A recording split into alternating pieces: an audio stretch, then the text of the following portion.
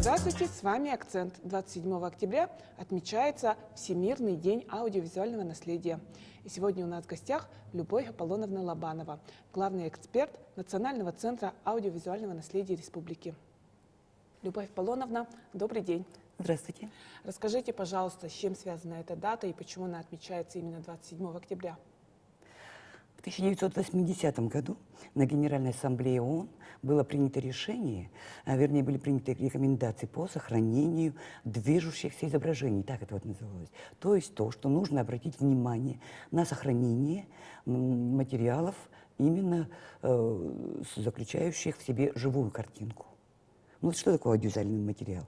Аудиовизуальный документ – это документ, который содержит изобразительную и звуковую информацию, но которая должна воспроизводиться только с помощью соответствующего оборудования. То есть мы отличаемся от бумажных архивов тем, что работаем с живой памятью, запечатленной на экране. И в 80-м году на ООН были вынесены рекомендации по сохранению именно таких вот исторических источников. А уже в 2005 году ЮНЕСКО определила вот день 27 октября как день сохранения аудиовизуального наследия. Любовь Аполлоновна, вот какие мероприятия, приуроченные к этой дате, пройдут в республике?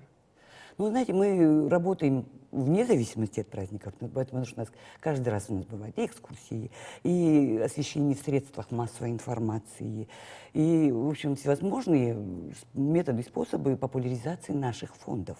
Но вот именно в эти дни у нас будет подписание соглашения с окружной администрацией города Якутска, будет совещание с производителями аудиовизуальной продукции. Это у нас самый главный, вы знаете, НВК «Саха». Будет совещание на большом уровне, на высоком уже. Кроме того, у нас будет продолжаться наша постоянная работа. Это экскурсии со школьниками. Мы обязательно вот проводим такие киноуроки. Это встречи с различными людьми. Кстати, у нас тоже будет на днях консультации по историческим материалам с Климентом Егоровичем Ивановым. Он у нас теперь будет уже в качестве консультанта, как один из знатоков истории Якутии. Любовь Аполлоновна, в вашем центре хранятся, вот вы сказали, уникальные исторические кадры, да, которые имеют огромную ценность для всех нас. Расскажите подробнее о фондах центра. Наши фонды, они, во-первых, включают уже 35 тысяч единиц хранения, и самый ранний из них – это 1924 год. Тоже совершенно случайно обнаруженные материалы, не нами, а это доцент из ГИАГУ тогдашнего, женщина нашла, искала совершенно другие материалы и обнаружила именно эти. Это 24 год, участие якутской делегации в похоронах Владимира Ильича Ленина, возглавляемые Амосовым Максимом Кировичем. Знаменитые архивные кадры. Да. Вот это вот самый ценный. Затем у нас есть еще 1926 год. То есть, когда наши классики литературы, исторические деятели. Тоже знаменитые кадры. Да, знаменитые. Тюркологический съезд.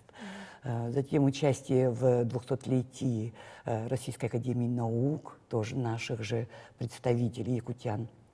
1931 год у нас есть. Это пионерия алданская, только начинающаяся. Первый автопробег из Якутска в Алдан. В общем, это ценнейшие кадры, конечно. И вот когда мы обнаруживаем такие материалы, это, конечно, вообще у нас радость для всего коллектива.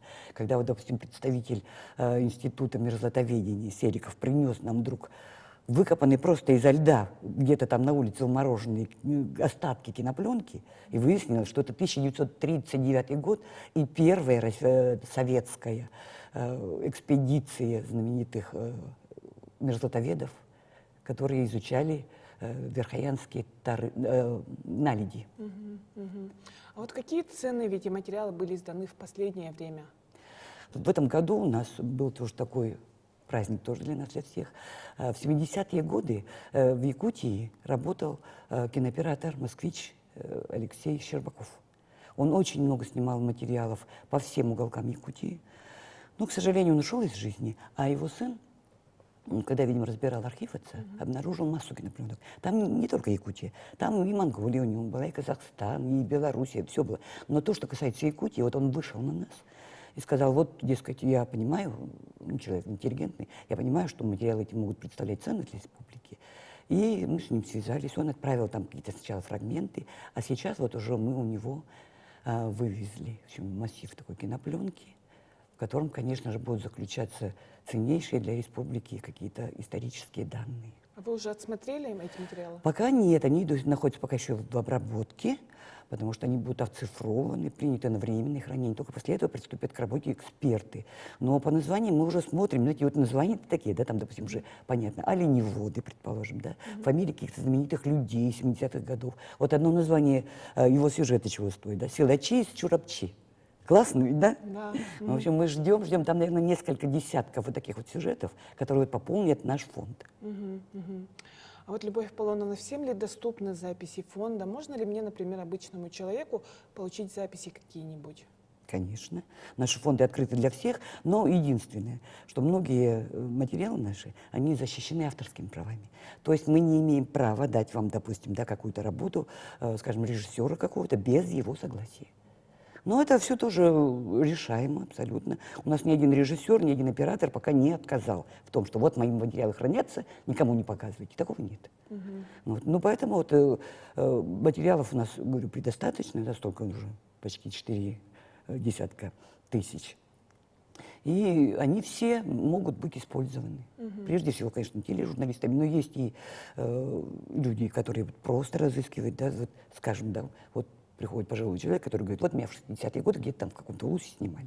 Если есть у нас какие-то материалы, касающиеся именно этого, мы, пожалуйста. Просто человеку, да, следует обратиться к вам? Да, обратиться к нам, и там уже наши сотрудники помогут разыскать. Любовь Аполлоновна, поздравляю вас еще раз с этой знаменательной датой. Спасибо вам большое за интересную беседу. Вам спасибо, и наши поздравления вам тоже, поскольку вы тоже имеете прямое отношение к Дню аудиовизуального наследия. С вами была программа «Акцент». До новых встреч!